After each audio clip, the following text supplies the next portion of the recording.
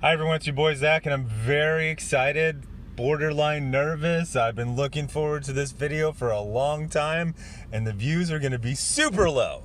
But it is kind of vaguely connected to geek type of stuff. So I just finished the final episode of Girls by Lena Dunham last night, and now I'm going to talk about the entire show, and this is going to go for a while. So I don't remember why I decided to watch this show.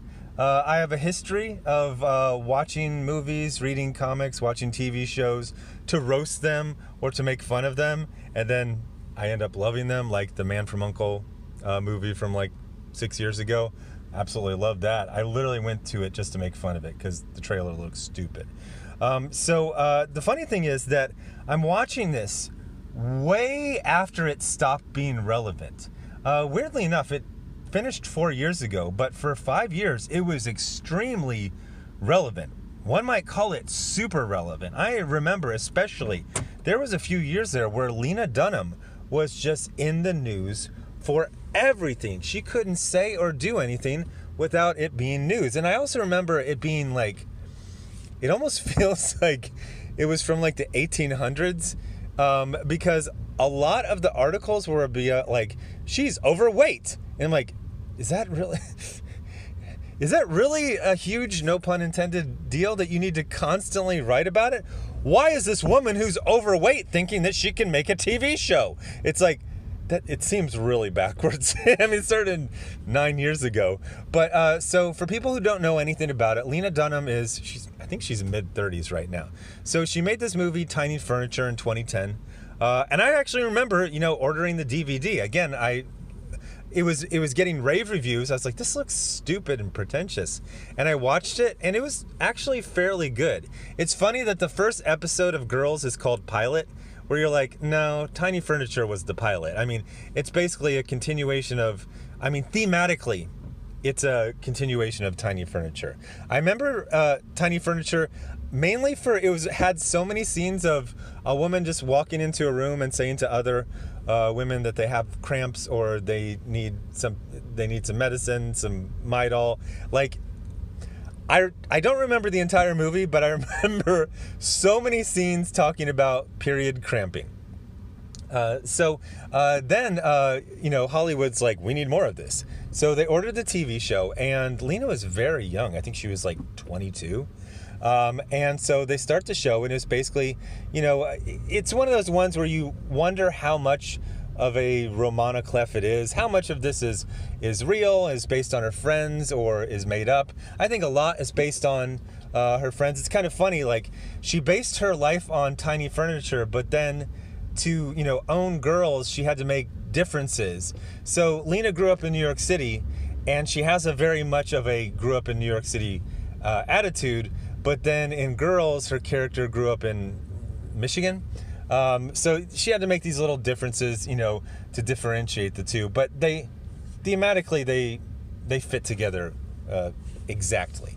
So Girls is about Hannah Horvath, and I just assumed. Okay, so let's talk about assumptions beforehand.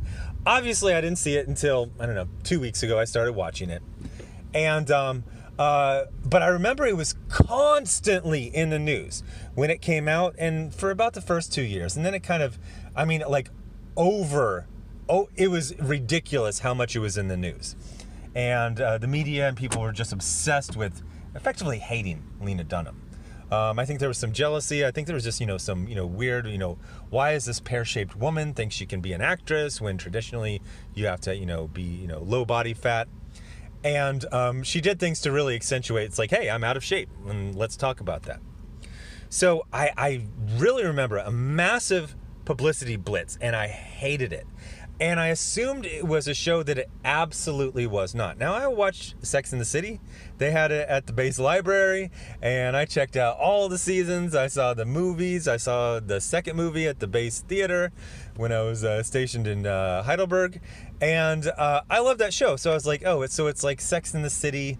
But the other thing is, like, I looked at the poster, and it was 4 white women with, like, honey blonde hair, variations on honey blonde hair.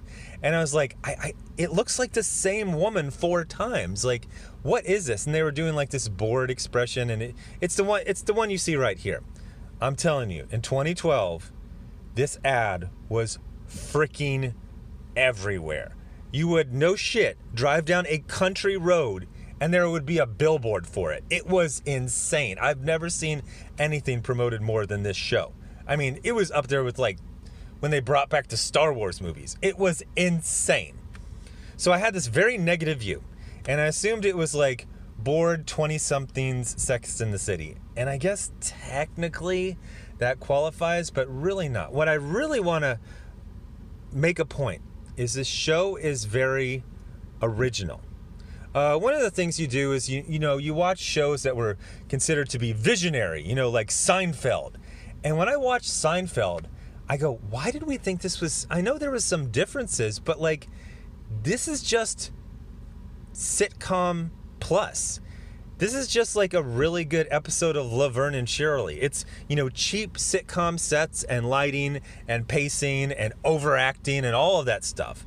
Like, nobody's like really a good actor or actress on Seinfeld. It's like everyone's over the top and shouting all the time. And it's very much of a sitcom. Like, I look at it now and I see no difference between that and Laverne and Shirley. They seem like, a matched set. A lot of things don't live up. So something that was very much of its day and massively overhyped, when you watch it when all of the hype is gone and it's not considered relevant, you can kind of see it for what it is a lot better. And it's a really, really good show that tries so many things that nobody else tries. First of all, they introduced the characters. And it was kind of weird. I watched the final episode. It went for 6 seasons, so that's 5 years. And then I said, let me go watch the pilot. Everyone looks 10 years younger in the pilot. Like, especially Jessa. You're like, that's Jessa? She looks 10 years older, 5 years later. But it's about a bunch of people who just graduated from college, and now they're trying to start in their careers. And, it's that, mid-20s, I'm a narcissist. I'm very overconfident while also being very fragile. I'm broke all the time. And, so you're adjusting. Now, there have been a million shows, Friends, for example. But then, like, everything's just kind of fine. The interesting thing about this show is 3 of the characters' lives just get worse and worse and worse over 6 seasons. One of them gets much better. And, spoiler, she basically says, I never should have hung out with you, and you 3 were always bringing me down.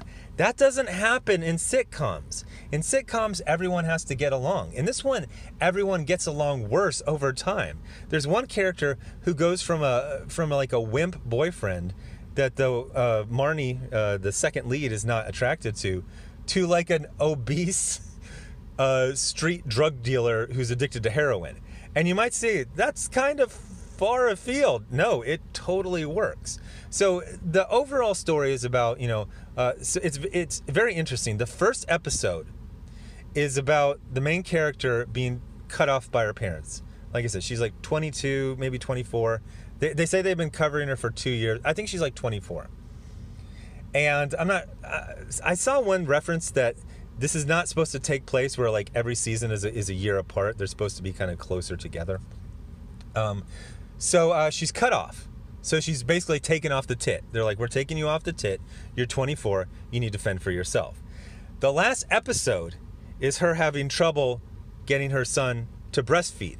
He's not latching, as they say. So I thought, as a bookend, that's freaking brilliant. It's, going off the tit, going on the tit.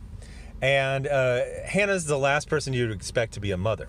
So one of the interesting things is to watch 3 characters absolutely devolve. To which, at the end, it's basically Hannah wants to be a writer. She effectively totally gives up on it. Well, not totally, but mainly gives up on it. You have Marnie, who looks like she's going to, marry a billionaire. And at season 6, she's living with her mom and then living with Hannah to help raise a baby. It's a very, very good show because it does so many things that no other shows do. Now, the first season was mainly written, and I think about more than half of the episodes are directed by Lena Dunham. And those are always the ones that work the best. She brings on more writers and more directors because, it's exhausting. She's the lead character and she's writing and directing. But the ones that really feel like Tiny Furniture, which she wrote and direct, are the ones that she wrote and direct. Other people, it's kind of like they're approximating her style. And there are some instances of some really bad writing where at one point I actually had to contact a friend who's female and grew up in New York City. And I said, is women slapping each other a thing that just happens and it doesn't turn into a fight? Just one will like slap each other and the other one will be like, how dare you? And she's like, no, that will 100% turn into a fight. I go, yeah, it's weird. Like in this season, like there's been like 3 slaps and that went away. They never did it again. I think that was like other writers like, oh, I need something dramatic. Let's put a slap in there. But so there are some like weird things with weird writing, but overall it works quite well. These characters absolutely feel real and they go against what always happens in these TV shows. Here's another really, really interesting thing. So like I said, there's like 4 women. They all have honey blonde hair. They're all white. And when I saw the poster a million times in 2012, I couldn't tell them apart. You have never seen more distinct characters ever. Ever. You have a bunch of white women with honey blonde hair who, they're all friends, and they are so freaking distinct. It really puts the lie to that Netflix diversity where everyone needs to be of a different race for it to be diverse. No, they just have to be different characters. They have to be distinct characters for it to be diverse. And then the funny thing is they even did things like try to be more diverse. Like they had, blanking on his name, Childish Gambino. He was in the 2nd season. Because they're like, no, there's only white people in the 1st season. So they wrote him in, but it was really awkward. Like he was in like 4 scenes and then he was just out and he never came back. Speaking of which, there's a very, very interesting thing that happens with this show where, I'm sure they had some sort of vague plan. But there are characters, one, is an actor just kind of quit and they had all these storylines. When they establish something, like it's almost like that Chekhov's gun. Everything pays off. In the 1st season, there's a character, Elijah, who's like an ex-boyfriend of Hannah, who turns out that he was gay, although it was really obvious all along. And then he's fighting, and he goes like, oh yeah, and by the way, your dad's gay. And it feels like just like an insult, but also like you see the writing, you're like, I feel like that's gonna... And then like years later, they have the payoff to that, especially with the gay characters, who are all white. It's incredible the level of writing. So you're used to gay people basically being portrayed as saints. The gay people are all treated like the straight people. They have a bunch of quirks and vices. And Elijah is one of those characters who at first he's kind of very stereotypical and very annoying. But then at the end, he's one of the few who has an arc where he goes up. That being said, he has a lot of he's kind of trending downward where his life is kind of, all these people that are getting off of student loans and parents helping them out. And then it just kind of gets worse and worse. Their jobs get worse and worse. So it's very interesting to have a show where gay characters are just treated like people. There's interesting attitudes. So it was always talked about feminism, and Lena started this thing called the Lenny Letter, which was a feminist blog. It was a feminist newsletter. And so all you ever heard is feminism. And it's very, very interesting because you have a show where the women are always arguing with each other all the time, constantly. Very fractious relationship between Hannah and her mother. Very interesting. But it's not the classic, we're all women and we all support each other. Here's the other thing. There's a ongoing, I don't want to call it a joke. So technically, like, people call this a comedy. In 6 seasons, I think I laughed like 6 times, and it was always for like really simple stuff, like someone realizing that they locked themselves out of their apartment, and then they go like, "Oh man," like they're not really like jokes where you like laugh, but there's a recurring bit where multiple of the characters, essentially all of the women, hate when men cry. In fact, when a man cries, it's basically over. They've either, that relationship, if it's romantic, is going to get broken up. And if it's not, they've lost respect for the person. That is not typically expressed in, anything that's claims to be feminist. They'll have all the women get along, and they will totally love it when a man cries. Women hate that universally. That's like genetically encoded. It's like, you're supposed to protect me. Like, that's what, you're larger than me and you're physically stronger than me. And now you're crying? This is a problem. I need a man who doesn't cry. Because, you know, if some crackhead jumps out of an alley and is about to stab me, I need you to jump in front of me and save me because you're so much taller and stronger than me. So women never want to see a guy cry. So it's interesting that it could be, you know, feminist and yet be very honest about human nature. I really liked that the characters were characters. Weirdly enough, this almost kind of made me like hate geek culture, because I only knew Adam Driver from Star Wars movies, where he's like the best actor in not very good movies. And then you see him as a character also named Adam, and it is such a rich character. I was always confused when I was a kid, and they would have like Harrison Ford at the Smithsonian, and he would be putting the Indiana Jones fedora into the Smithsonian. And then he would like goof around, flip the brim up, and you would always see in the interviews, like, he would always like rush past talking about Indiana Jones and Han Solo. He would want to talk about, you know, playing the father in The Mosquito Coast. You're like, but that's not action. It's why actors become actors. They don't become actors to be, you know, Kylo Ren. They become actors to play, what is this character's name? Oh my gosh. Everyone has like a really good name. Names are very difficult, and when you come up with a good name, I'm blanking on his last name. But then you even have characters where you're like, you hate them. Like Adam's got this sister that's severely mentally ill. So the storyline always has to be that she has some really special insight. But what they do, the storyline, is that everyone kind of hates her, but occasionally she can be okay. Having dealt with people, you know, especially people who have like MTBI from, you know, IEDs, is mental illness, especially extreme mental illness, is very, very rarely accurately portrayed. I would say that Taxi Driver and the recent Joker movie are great examples. I always talk about one of the things that I can tell that, I forget the character's name, Taxi Driver, is mentally ill, is the pauses he gives before answering questions. If you've dealt with mentally ill people, one of the commonalities is they always think something is a code, and everyone's trying to trick them. So they're always trying to decode things that aren't codes. It's just you talking. If you say like, hey, sorry I was late, this happened, they'll give like this weird smile like, that's a code, that's a lie. And then they'll try to like calculate what actually happened. And they do this constantly. So you have the sister, Caroline, of Adam's character, and she's very off-putting. But she'll be kind of normal. What else I'm saying is, you're not just a lunatic all the time. Sometimes you're kind of okay, and then other times you just got scrambled eggs for brains. And that's how she acts.